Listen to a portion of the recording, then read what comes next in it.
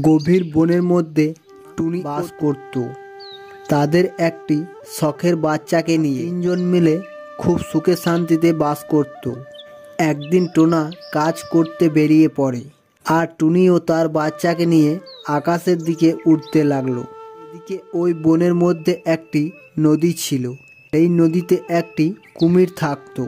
যদি কেউ ওই নদীতে নামতো তাহলে ওই কুমিরটি তাকে ধরে খেয়ে নিত।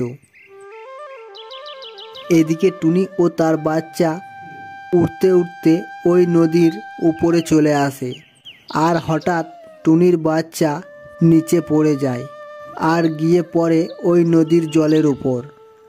তখনই ওই নদীতে থাকা কুমিরটি চলে আসে আর তাকে ধরে খেতে যায়। তখন টুনি বলে, কুমির বন্ধু, ও কুমির বন্ধু, তুমি আমার বাচ্চাকে ছেড়ে দাও, ওকে খেয়ে নিও না। ওর বদলে তুমি আমাকে খেয়ে নাও, কিন্তু আমার বাচ্চাকে ছেড়ে দাও প্লিজ। বেশ, তাহলে তুই এখানে আয়, তারপর ওকে ছেড়ে দেব, বুঝলি? তখন টুনি তার কাছে যায় আর কুমিরটি তার বাচ্চাকে ছেড়ে দেয়। বেটা, তুই সাবধানে বাড়ি চলে যা, বুঝলি? সেটা শুনে তার বাচ্চা খুব কান্নাকাটি করতে লাগে আর বলে, না না মা, আমি তোমাকে ছাড়া বাড়ি যাব না। মরতে হলে দুজনে একসঙ্গে মরবো, আমি একা বাড়ি যাব না।